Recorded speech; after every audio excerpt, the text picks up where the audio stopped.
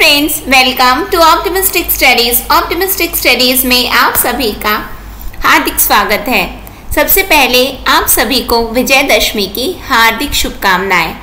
तो चलिए फिर हम अपनी क्लास को स्टार्ट करेंगे, जहां हम देख रहे थे सहायक शिक्षक के लिए पर्यावरण अध्ययन के ऑब्जेक्टिव क्वेश्चंस, एमसीक्यू क्वेश्चन। तो कल के सेशन में हमने आधा किया था, उसके आगे आज हम आगे कंटिन्यू करेंगे। ये प्रीवियस ईयर क्वेश्चन पेपर के सेट्स हैं जो कि हम सॉल्व कर रहे हैं। तो चलिए फिर हम स्टार्ट करते हैं। सेशन को स्टार्ट करने से पहले यदि आप चैनल में पहली बार आए हैं तो आप लोगों से निवेदन है कि चैनल को सब्सक्राइब कर लीजिए, साथ में बेल नोटिफिकेशन को ऑन रखें, जिससे हम जो भी वीडियो डालें तो आप तक पहुंचती रहे।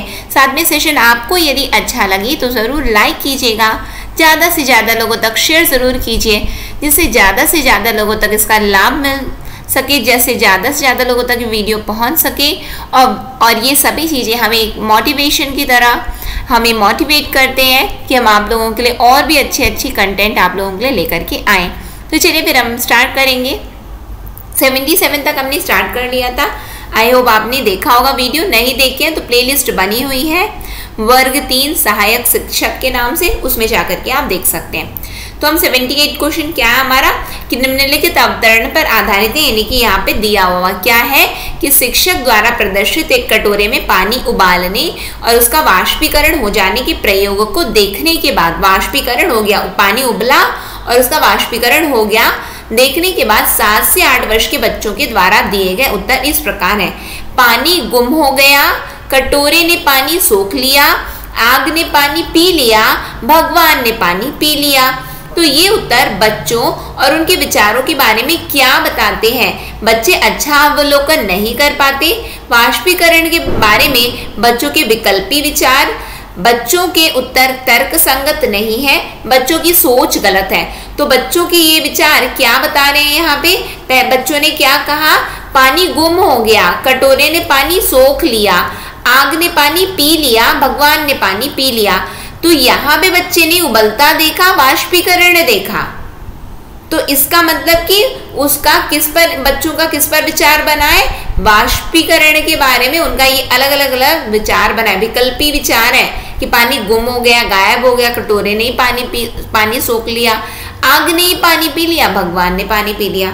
ठीक है, तो हमारा करेक्ट आंसर क्या होगा? Option number B. Next question में हम आ जाते हैं। नेक्स्ट क्वेश्चन क्या है?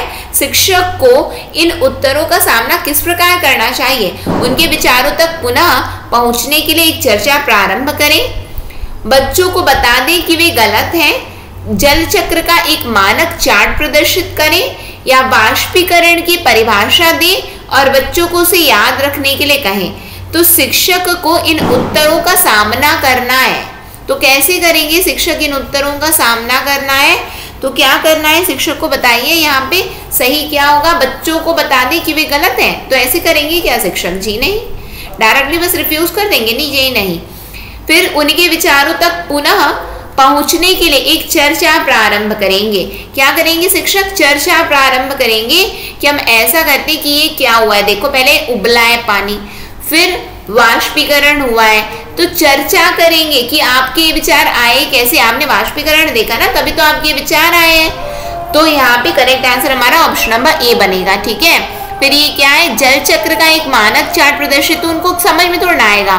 फिर वाष्पीकरण की परिभाषा देंगे और बच्चों को उसे याद करने के लिए रटने वाली बात तो शिक्षक करते ही नहीं है। तो ये ना वेग है, इसीलिए ये गलत हो गया। उनमें से सबसे उपयुक्त ये ऑप्शन लगा, इसीलिए ये हमारा सही उत्तर बनेगा। ठीक है, आई नो आप लोगों को थोड़ा डिस्टर्बेंस हो रहा होगा ना, तो इसको कंटिन्यू कर, जल्दी इसको खत्म कर देते हैं, जिससे आप लोग भी सॉल्व कर लीजिए और उसके बाद में फिर बस थोड़े ही क्वेश्चन करेंगे हम लोग। ठीक है, फिर वाष्पीकरण विषय पर बच्चों की विविध सोच का आकलन करने के लिए निम्नलिखित में से कौन सा प्रश्न एक नमूना हो सकता है? तो वाष्पीकरण विषय पर बच्चों की विविध सोच का आकलन करना है, तो कौन सा प्रश्न एक नमूना हो सकता है कि जल चक्र का आरेख बनाइए और उसे नामित कीजिए। फिर उसके बाद जल चक्र के 5 लाभ लिखिए। क्या होता यदि जल चक्र होता ही नहीं? जल चक्र के क्रम के सोपानों की सूची बनाइए। तो इनमें से हम बच्चों को क्या बोल दें कि किस तरीके से हमें क्या करना चाहिए? तो वाष्पीकरण विषय पर वाष्पीकरण विषय पर बच्चों की विविध सोच का आकलन करने के लिए निम्नलिखित में से कौन सा प्रश्न एक नमूना हो सकता है? तो वाष्पीकरण की यदि हम बात करेंगे ना, तो जल चक्र का आरेख बनाइए और उसे नामित कीजिए। जी नहीं, उनको अभी तो पता नहीं है ना कुछ चीज। फिर उसके बाद में यदि हम जल चक्र के 5 लाभ लिखिए, तो ये भी वो नहीं सही है। तो फिर क्या होगा कि क्या होता यदि जल चक्र होता ही नहीं, जल चक्र होता ही नहीं। क्यों? क्योंकि वहां पे क्वेश्चन में ही हमें उत्तर दे दिया है। कि क्वेश्चन में उत्तर कैसे दिया है कि उन्होंने, ये शिक्षक ने प्रदर्शित किया कि कटोरे में पानी उबला और वाष्पीकरण उसका हुआ, है ना। अब कटोरे में पानी उबला और वाष्पीकरण हुआ, यानी कि जल चक्र के बारे में यहाँ पे क्या करें, क्या होता है यदि जल चक्र नहीं होता, उबलता, वाष्पीकरण हुआ, वापस आया, फिर समझ रहे, इवेपोरेशन और कंडेंसेशन वाली यहाँ पे वेपोराइजेशन हो गया है। इवेपोरेट यानी कि बॉईल हुआ और वो क्या हुआ, वेपर फॉर्म में उड़ गया, वाष्पीकरण हो गया उसका। तो क्या होता है यदि जल चक्र होता ही नहीं, तो यहाँ पे हमारा करेक्ट आंसर क्या होगा, ये होगा। जल चक्र के क्रम के सोपानों की सूची बनाइए, तो अभी तो वो जान नहीं रहे कुछ चीज। तो वाष्पीकरण विषय पर बच्चों की विविध सोच का आकलन करने के लिए निम्नलिखित में से कौन सा प्रश्न एक नमूना हो सकता है कि क्या होता है यदि जल चक्र होता ही नहीं। ठीक है, नेक्स्ट क्वेश्चन में हम आते हैं, निम्नलिखित में से कौन से राज्य जम्मू कश्मीर के पड़ोसी राज्य हैं? पढ़िए और बताइए कि कौन से राज्य जम्मू कश्मीर के पड़ोसी राज्य हैं। उत्तराखंड, राजस्थान, हिमाचल प्रदेश उत्तराखंड, हिमाचल प्रदेश पंजाब या हिमाचल प्रदेश उत्तर प्रदेश। बताइए कि कौन सा राज्य जम्मू कश्मीर का पड़ोसी राज्य है।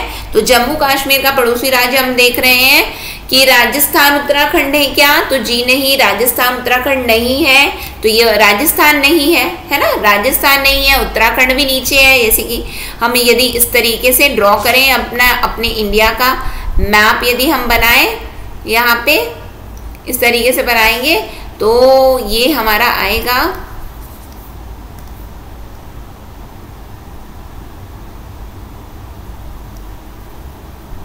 तो यहाँ पे तो हमारा राजस्थान पड़ता है, ये तो हमारा वो एरिया कट जाएगा। यहाँ पे हिमाचल प्रदेश है ना, और यहाँ पे क्या है, यहाँ पे हमारा पंजाब वाला एरिया है, ये पूरा पंजाब वाला एरिया है, ये हरियाणा वाला एरिया है। ठीक है, और हमारा उत्तराखंड तो यहाँ पे है। तो उत्तराखंड जब यहाँ पे है, राजस्थान यहाँ पे, तो ये वाला ऑप्शन तो गलत हो गया। हिमाचल प्रदेश उत्तराखंड है क्या? तो हिमाचल प्रदेश तो यहाँ पे, उत्तराखंड यहाँ पे, तो उत्तराखंड तो है ही नहीं। फिर हिमाचल प्रदेश पंजाब है क्या? तो हिमाचल प्रदेश यहाँ है, पंजाब यहाँ, तो बिल्कुल निकल गया ना हमारा आंसर। ये पीओके है ना, ये पीओके है, तो हमारा आंसर निकल गया। ये हमारा अक्साई चीन वाला एरिया है। कौन सा एरिया है? अक्साई चीन वाला एरिया है। तो ये क्या है, हिमाचल प्रदेश और पंजाब हमारा, हमसे पूछा गया ना कौन सा राज्य जम्मू कश्मीर का पड़ोसी है, तो जम्मू कश्मीर का पड़ोसी निकल गया हमारा यहाँ पे। ठीक है, फिर यहाँ पे हमारा लद्दाख वाला एरिया भी अलग हो गया, जम्मू कश्मीर अलग हो गया, है ना। फिर उसके बाद हमसे पूछा जा रहा है प्रत्येक स्थान के नाम के साथ उस क्षेत्र में बनाए जाने वाले सामान्य घरों के सही विवरण का मिलान करना है कि घर किस प्रकार से बनाए जाते हैं, ये हमसे पूछा जा रहा है। तो क्या है कि मनाली में बांस के खंभों स्थान है और घर है, किस प्रकार का कहाँ बनता है वो बताना है। मनाली में बांस के खंभों पर बने ऊंचे उठे हुए घर होते हैं। राजस्थान में पत्थर या लकड़ी से बने डालू छत वाले घर होते। असम में हाउस बोट होता है। लद्दाख में मिट्टी के घर जिनकी छतें कटीली झाड़ियों से छाई होती है। पत्थर के बने घर जिनके फर्श और छत लकड़ी की बनी होती है। बताइए, आपको मिलान करना है, कूट वाले प्रश्न है। आप बताइए, पॉज कर लीजिए, अपने से सोचिए। तो यहाँ पे यदि हम बात करें ना, तो देखिए मनाली में किस प्रकार का घर होता है, तो मनाली में ना पत्थर या लकड़ी से बने डालू छत वाले घर पाए जाते हैं मनाली में, है ना। ये हो गया, यानी कि ए का हमारा 2 बनेगा। अब ए का 2 होगा तो इसको तो एलिमिनेट ऐसे ही कर दो। ये 2 ऑप्शन बच गया हमारा, ये 2 ऑप्शन बच गया। सी का देखो 1 आया है, यानी कि असम में बांस के खंभों पर बने ऊंचे उठे हुए घर होते हैं, मनाली में पत्थर या लकड़ी के होते हैं। अब हम फंस गए हैं बी में और किसमें, डी में। तो राजस्थान में कैसे होता है, तो बताना है हमें कि राजस्थान में क्या होता है। क्या राजस्थान में मिट्टी के घर जिनकी छतें कटीली झाड़ियों से छाई होती हैं क्या? बताइए कौन सा अब यहाँ पे करेक्ट आंसर होगा।